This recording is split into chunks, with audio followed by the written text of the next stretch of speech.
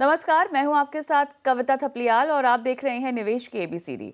आज हम एक ऐसे विषय पर बात करने जा रहे हैं जो आने वाले समय में भारतीय निवेश की दिशा बदल सकता है या बदल रहा है। जी हां, नाम है गिफ्ट सिटी। पिछले कुछ महीनों में आपने ये नाम बहुत सुना होगा। कहा जा रहा है कि अब भारतीय निवेशक अमेरिका के शेयर या विदेश के किसी भी ग्लोबल बाजार में खरीद सकते हैं, अपनी पोजीशंस बना सकते हैं, एक्सपोजर ले सकते हैं, डॉलर्स में म्यूचुअल फंड में निवेश कर सकते हैं, विदेशी मुद्रा में इंश्योरेंस ले सकते हैं और ये सब भारत के अंदर बैठे बैठे किया जा सकता है। सवाल यहाँ पर यह है कि ये बदलाव आया कैसे। पहले समझिए कि समस्या क्या थी। अगर कोई भारतीय निवेशक विदेश में निवेश करना चाहता था तो उसे अपने बैंक से डॉलर भेजने पड़ते थे सरकार की एक तय सीमा के अंदर, और फिर विदेश में ब्रोकरेज अकाउंट खोलना पड़ता था, फिर अलग टैक्स रिपोर्टिंग और अलग नियम। छोटे निवेशकों के लिए ये प्रक्रिया आसान नहीं थी और ऊपर से कई बार भारत के म्यूचुअल फंड्स को विदेश में निवेश की सीमा छू लेने के कारण नए निवेश अब रोकने पड़ते हैं। तो यानी यहाँ पर एक मांग थी, लेकिन रास्ता बहुत जटिल था। अब क्या बदला है? बदला यह है कि भारत ने फैसला किया है कि अगर दुनिया के बड़े फाइनेंशियल सेंटर्स जैसे दुबई हो, सिंगापुर हो, अपने यहाँ विदेशी निवेश के लिए अलग व्यवस्था बना सकते हैं तो भारत क्यों नहीं कर सकता। और यहीं से आया है विचार गिफ्ट सिटी का। एक ऐसा फाइनेंशियल जोन जहां नियम अंतर्राष्ट्रीय स्तर के हो, लेन देन डॉलर में हो सके और विदेशी निवेश के लिए अलग ढांचा हो। सरल शब्दों में कहा जाए तो भारत के अंदर एक ग्लोबल निवेश का दरवाजा। लेकिन निवेशक के लिए इसका मतलब क्या हो सकता है? यहाँ पर विदेश में निवेश रास्ता कितना आसान हो गया है? क्या क्या विकल्प आपको मिल रहे हैं निवेश के? टैक्स कैसे लगेगा? कम लगेगा तो कहाँ कम लगेगा? डॉलर में निवेश करना आसान है लेकिन किया कैसे जाता है? या फिर इसमें भी उतने ही नियम और जोखिम है जो पहले से मौजूद थे? क्योंकि याद रखिए, हर नई चीज मौका भी होती है और साथ में अपने जोखिम भी लेकर आती है। डॉलर में निवेश का मतलब रुपए और डॉलर की कीमत में बदलाव का असर। विदेशी शेयर का मतलब है दूसरे देश की अर्थव्यवस्था का असर, और विदेशी ढांचे में निवेश का मतलब है नियमों को ठीक से समझना। तो आज की इस चर्चा में हम समझेंगे कि गिफ्ट सिटी आखिर है क्या। आसान भाषा में, विदेश के शेयर इसमें कैसे खरीदे जा सकते हैं, डॉलर म्यूचुअल फंड किसके लिए सही है, टैक्स में सच में क्या फायदा है या सिर्फ चर्चा ही हो रही है, डॉलर इंश्योरेंस समझदारी है या ट्रेंड है, और सबसे जरूरी, क्या ये आम निवेशक के लिए है भी या नहीं। और चलिए इसी पर विस्तार से बात करते हैं। हमारे साथ एक्सपर्ट्स भी जुड़ गए हैं। विकास सतीजा है और साथ ही जिगर पटेल है, जो अब बारीकी से अपनी राय यहाँ पर रखेंगे और बुनियाद आपकी मजबूत करेंगे गिफ्ट सिटी को लेकर। आप दोनों का स्वागत है। और चलिए पहला सवाल विकास आप ही से पूछ लेते हैं। बिल्कुल आसान भाषा में बताइएगा, गिफ्ट सिटी आखिर क्या है, और एक आम निवेशक जो इस कार्यक्रम को देख रहा है, जो मे बी शायद सिर्फ एसआईपी करता हो लेकिन उत्सुक है जानने के लिए, उनके लिए ये क्यों महत्वपूर्ण होगा? धन्यवाद कविता, पहले तो हमें यहाँ पे बुलाने के लिए। अ, देखिए, इन्वेस्टमेंट के पॉइंट से अगर मैं देखूँ तो आज की डेट में अभी कोई डिफरेंस नहीं रह गया है कि मैं इंडिया में बैठा हूँ, कि मैं यूएस में बैठा हूँ, कि मैं जापान में बैठा हूँ, कि मैं कहीं बैठा हूँ। क्योंकि आज की डेट में हमारे सारे ट्रैवल इंटरेस्ट, इन्वेस्टमेंट्स, बिज़नेस, सारे इंटरेस्ट अलाइन्ड हैं। हम यहाँ बैठे-बैठे ग्लोबल चीज़ों को कंज़्यूम करते हैं, ग्लोबल लोग हमारे चीज़ों को कंज़्यूम करते हैं, तो ऑटोमैटिकली हम एक्सपोज़ तो है पूरे ग्लोब को। अब आप इन्वेस्टमेंट के पॉइंट से आप अगर देखेंगे तो बड़ा सिंपल सा है कि आज की डेट में सिर्फ इंडिया ही एक ऐसा देश नहीं है जो अच्छा कर रहा है। There are opportunities across. तो हमें ये मानना है कि बाकी कंट्रीज भी अच्छा कर रही है। ऑब्वियसली इंडिया में अपॉर्चुनिटी ज्यादा है एट द मोमेंट, बट अगर आप वहां पे एक्सपोजर लेना चाहते हैं, अपने पोर्टफोलियो को डाइवर्सिफाई करना चाहते हैं, so you have to have means जिसके थ्रू आप ये इन्वेस्टमेंट कर सके और टेक केयर कर सकें। तो आज की डेट में आई थिंक भारत सरकार ने ये बहुत अच्छा कदम उठाया कि एक गिफ्ट सिटी जैसा निर्माण किया, जो आज की डेट में अगर आप कंपेयर करेंगे वो दुबई का, मॉरिशस में, सिंगापुर में, जो जहाँ पे पहले प्लेटफॉर्म्स थे जिसको बहुत कॉमनली पीपल यूज करते थे, आई थिंक उसकी तुलना में इसको खड़ा किया गया है। और क्लियरली आज की डेट में इन्वेस्टर के लिए बहुत सिंप्लीफाई कर दिया गया है कि आप बाहर इन्वेस्टमेंट्स कर सकते हैं गिफ्ट सिटी का एक प्लेटफॉर्म लेके, और जो कि लोग कर रहे हैं। अगर आप देखेंगे तो ऑलमोस्ट 200 लिस्टेड एंटिटीज ऑलरेडी हो चुकी हैं यहाँ पे, 300 से ज़्यादा स्कीम्स हैं, $26 बिलियन से ज़्यादा जो है इसके अंदर कमिटमेंट्स आ चुके हैं। तो clearly I think the trade is where Bharat सरकार हमें बोल रही है कि अगर आपको निवेश करना है बाहर, तो एक राइट प्लेटफ़ॉर्म से करिए, जो कि ये निर्माण किया गया है। और सिमिलरली जो बाहर से हमारे मित्र हैं, जो बाहर रहते हैं, चाहे वो नॉन रेज़िडेंट्स हैं, चाहे फॉरेन इंस्टीट्यूशनल इन्वेस्टर्स हैं, अगर उनको इन्वेस्टमेंट करना है, तो उनके लिए भी एक ये प्लेटफ़ॉर्म बहुत अच्छा है। जिगर, थोड़ा सा निवेश के विकल्पों की बात करते हैं, इन्वेस्टमेंट इंस्ट्रूमेंट्स की बात करते हैं। क्या क्या खरीद सकते हैं? शेयर्स खरीद सकते हैं, म्यूचुअल फंड्स खरीद सकते हैं, इंश्योरेंस खरीद सकते हैं, भारत से विदेश और विदेश से भारत। जरा पूरा ये मामला समझाइएगा जिगर। हेलो, पहले Kavita ji, thank you very much for having me. बहुत बहुत शुक्रिया। जो भी इंडिया में लोग हैं और एनआरआईज हैं, वो उनको जहां पे भी इन्वेस्ट करना है, एनआरआई को इंडिया में इन्वेस्ट करना है, उनको इंडिया से बाहर की और कंट्री में इन्वेस्ट करना है, जो इंडिया में रहते हैं उनको इंडिया से बाहर इन्वेस्ट करना है, तो सब जगह पे वो एक प्लेटफॉर्म अवेलेबल है। So GIFT City is a platform जिसके ऊपर जिसको इंटर क्रॉस करेंसी एक से ज्यादा कंट्रीज में, आप जो कंट्री में उससे बाहर कहीं पे इन्वेस्ट करना है, चाहे वो इंडिया में बैठे हो या बाहर बैठे हो, आप गिफ्ट सिटी से इजीली कर सकते हैं। बिल्कुल, यही सवाल था कि क्या क्या खरीद सकते हैं। म्यूचुअल फंड में भी डाल सकते हैं, फंड में भी डाल सकते हैं। इंडिया में जो गिफ्ट सिटी है उसमें ग्लोबल एक्सेस प्लेटफॉर्म है, तो आपको कोई भी कंट्री के कोई भी शेयर्स लेने हैं, जैसे आपको अमेरिका में बैठ के टेस्ला लेना है, एनवीडिया लेना है, वो भी कर सकते हैं।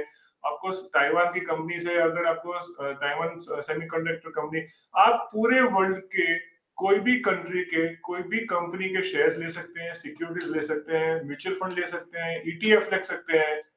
आपको उसके लिए एक अकाउंट की जरूरत होती है और उसकी वजह से आप कर सकते हैं। अगर बहुत सारे, जैसे विकास जी ने बताया कि 300 फंड्स ऑलरेडी सेटअप है, तो आप कोई भी फंड में से भी इन्वेस्ट कर सकते हैं जिसका आपको अच्छा लगा, ऑब्जेक्टिव अच्छा है, आपको रिस्क प्रोफाइल के हिसाब से सेट होता है, तो कोई भी फंड में इन्वेस्ट कर सकते हैं। जो फंड होता है मोस्टली एआईएफ स्ट्रक्चर का होता है और पीएमएस होता है, जिसमें मिनिमम $1.5 लाख का इंफॉर्मेशन इन्वेस्टमेंट चाहिए।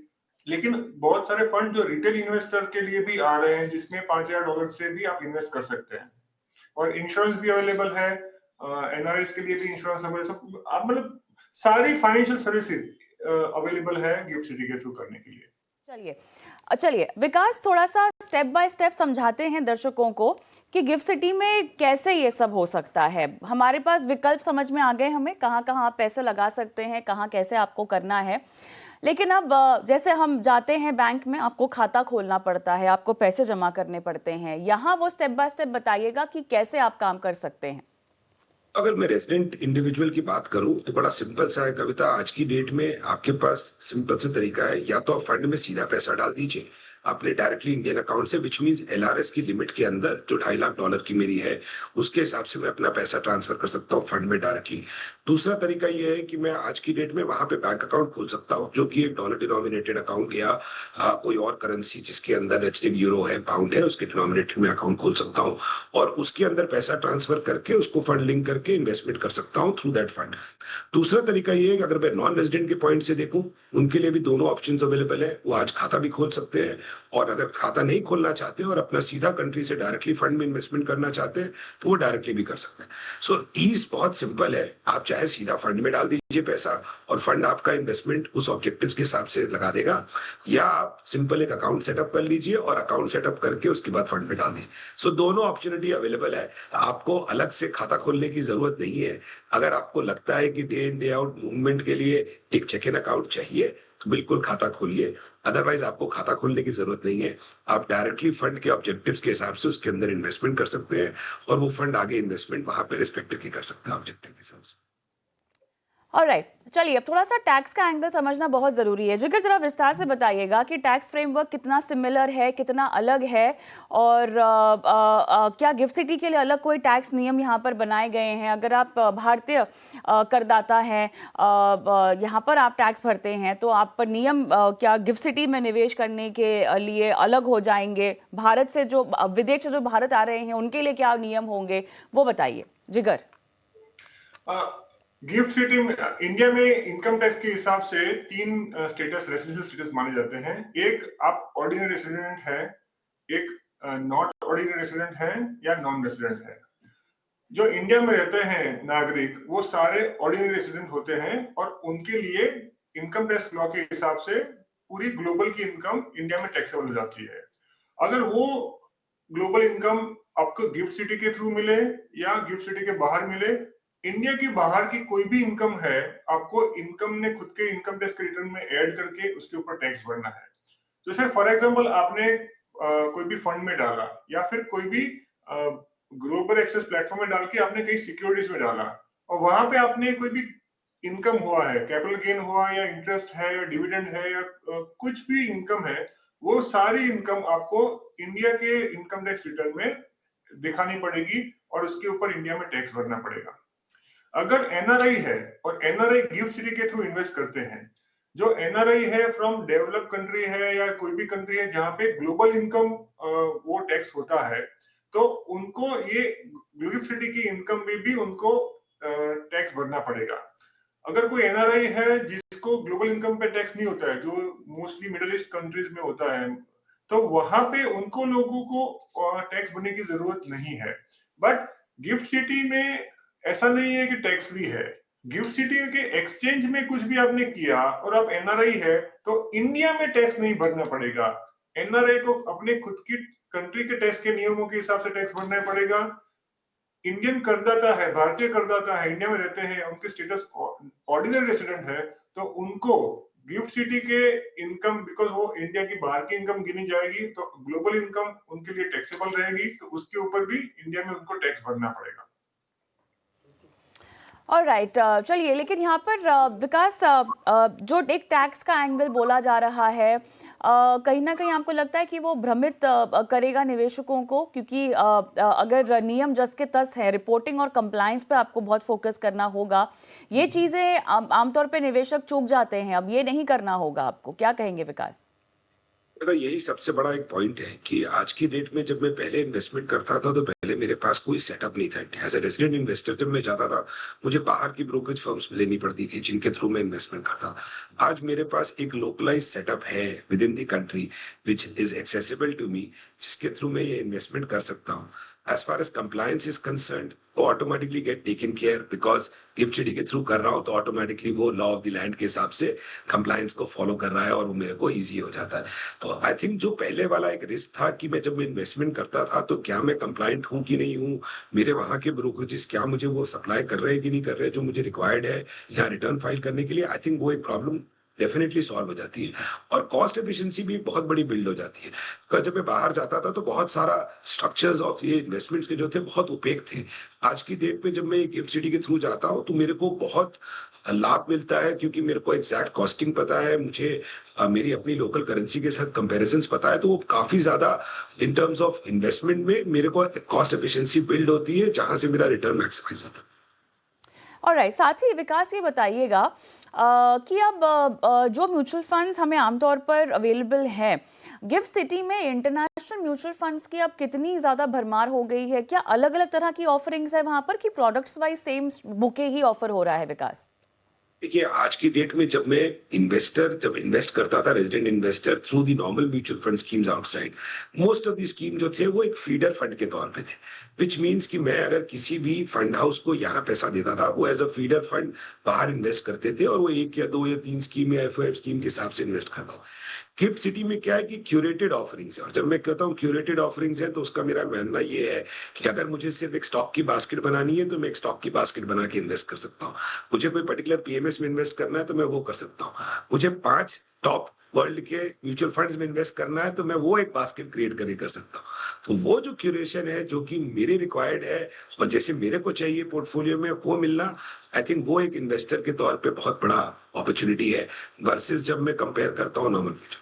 और थोड़ी देर पहले जैसे जिगर मेंशन कर रहे थे, आई थिंक वो एक बहुत बड़ा अपॉर्चुनिटी है कि एक साइड पे मेरे पास एलआरएस लिमिट है जो कि $2.5 लाख में पूरा यूज कर सकता हूँ, और eight the same point of time through the fund वो मेरा इंडियन डिनोमिनेटेड रुपी इन्वेस्टमेंट्स है, तो वो अलग है। तो that gives me an extra leverage to be making more investments globally.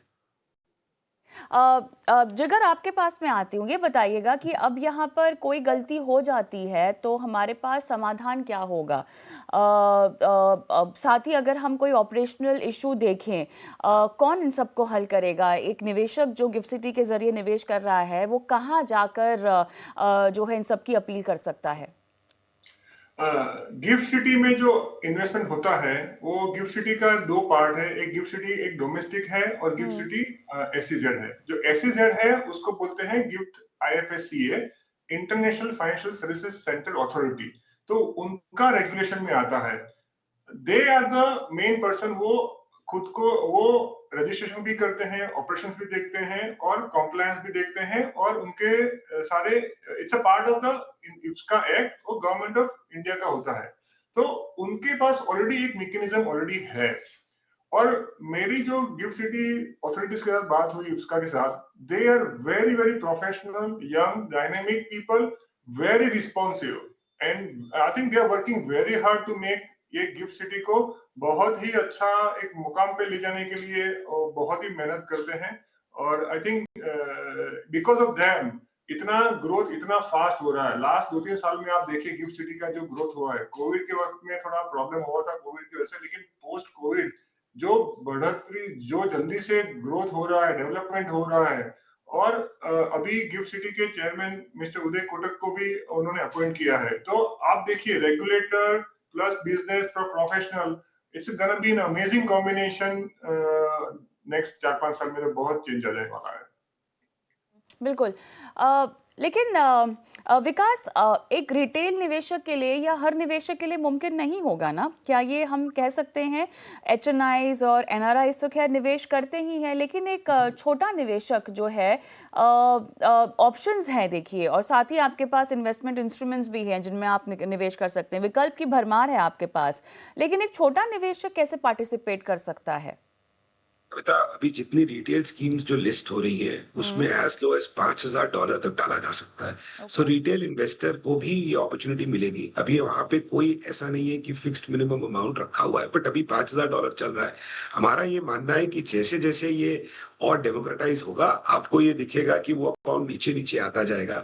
आज की डेट में अगर ये ₹250 की सिर्फ हम इंडिया में कर सकते हैं, वैसे ही आपको दिखेगा कि एक पॉइंट ऑफ टाइम पे I am sure over next 12 two 18 months में कि आप ये देखेंगे कि गिफ्ट सिटी में भी वो थ्रेशोल्ड लिमिट्स नीचे आ जाएंगी। और क्लियरली उसकी तरफ पे काम हो रहा है, बिकॉज जितने रिटेल इन्वेस्टर्स हैं अगर वो ग्लोबली पार्टिसिपेट करना चाहते हैं आज की तौर पे, तो गिफ्ट सिटी एक बेस्ट प्लेटफॉर्म उनके लिए उभर के आएगा इन्वेस्टमेंट करने के लिए।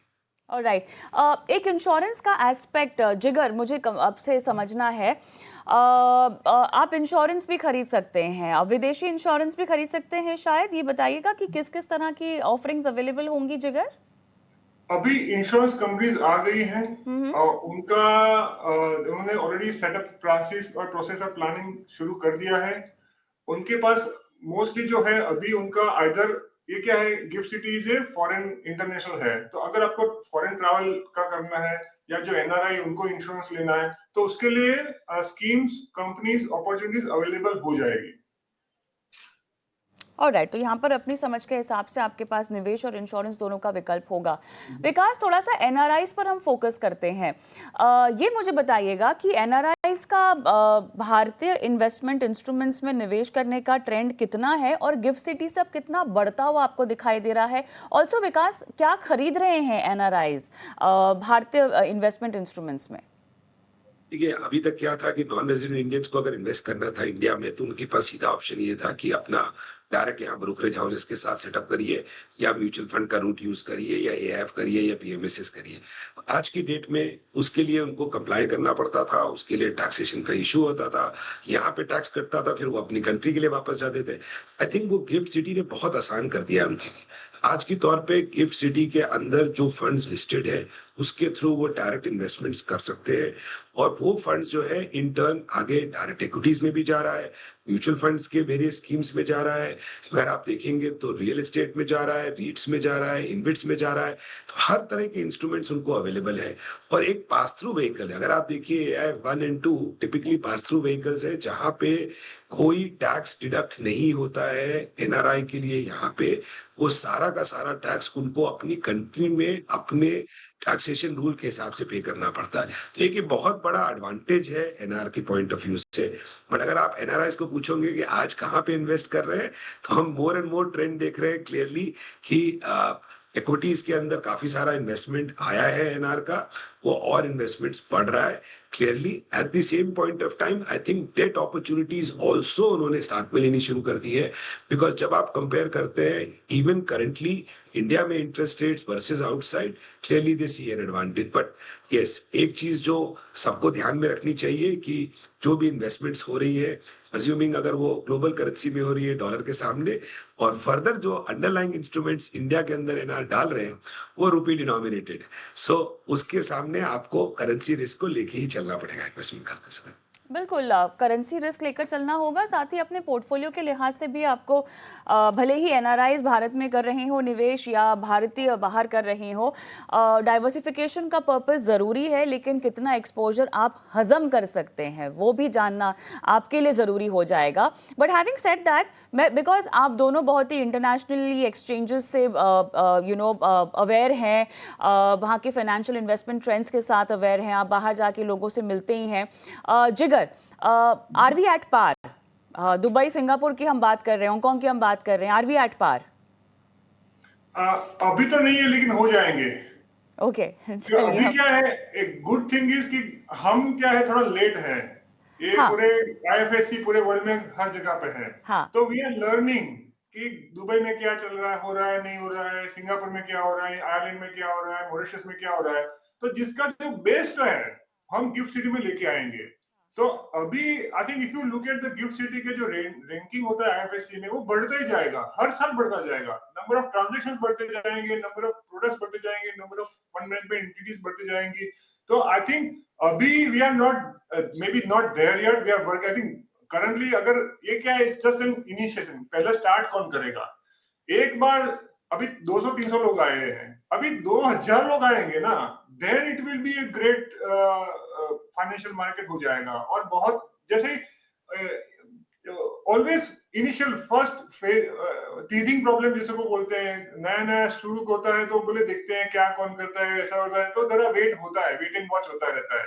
लेकिन अभी क्या हुआ है, लास्ट 2 साल में आप देखिए, लास्ट 1-2 साल में every year, every month, number of applications, registration, funds, offering, listing बढ़ते ही जाते हैं। और they are increasing at a very high, मतलब बहुत ज्यादा कि उनका जो बढ़ने का परसेंटेज है वो भी बढ़ता जाता है। पहले पहले 10% बढ़ता था, अभी 15%, मतलब उस हिसाब से परसेंटेज भी बढ़ता जा रहा है, उसकी तादाद है वो भी बढ़ती जाती है। तो आई थिंक 2-3 साल में it will be completely different picture हो जाएगा। क्योंकि good thing is gift city जो डेवलप हो रहा है वो सब पूरा इकोसिस्टम के हिसाब से डेवलप हो रहा है, जिसमें रेसिडेंशियल भी होगा, कमर्शियल भी होगा, schooling, hospital. It's gonna be great township जहाँ पे लोग काम करते हैं, चले जाते थे। फॉर एग्जांपल आप कोई भी ग्लोबल इकोनॉमी जैसे लॉस एंजलिस में जाए, शिकागो जाए, तो उसमें क्या डाउनटाउन होता है। डाउनटाउन मतलब क्या है, लोग रहते हैं सबब में, डाउनटाउन में काम करते हैं, फिर चले जाते हैं। तो शाम को 5-6 बजे के बाद आपको डाउनटाउन में सब खाली मिलेगा, कुछ नहीं मिलेगा। लेकिन गिफ्ट सिटी में आईएफएससी जो रहेगा, दैट इज ए मेन काम के लिए हो जाएगा। उसके बाद बहुत सारे कॉमर्शियल, रेसिडेंशियल, आउट से रेस्टोरेंट, इवन क्लब भी ऑलरेडी है।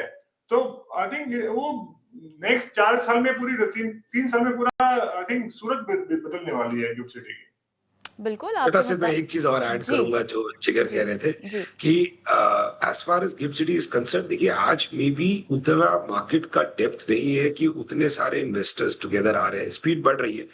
बट अगर आप कंप्लायंस पॉइंट से बोलेंगे, टेक प्लेटफॉर्म से बोलेंगे, आई थिंक जब मैं इसको कंपेयर करता हूँ, चाहे वो दुबई के साथ डीआईएफसी पे, चाहे मैं सिंगापुर के साथ, चाहे मॉरिशस के साथ, I think we are top of the world. मतलब आप उसमें अगर जाके कंपेयर करेंगे तो clearly we are way ahead. I think जैसे जैसे इन्वेस्टर्स का निवेश बढ़ेगा, जैसे जैसे और स्कीम्स फ्लोट होंगी, जैसे जैसे जागरूकता बढ़ेगी, ऑटोमेटिकली गिफ्ट सिटी की डेप्थ बढ़ती ही जाएगी।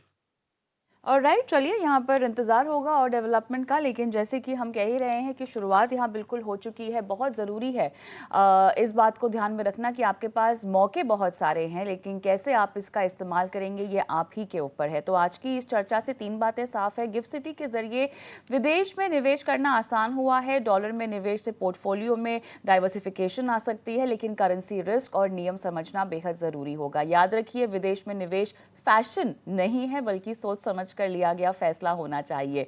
और आप दोनों का बहुत बहुत शुक्रिया, आप जुड़े और मार्गदर्शन दिया आज हमारे दर्शकों को।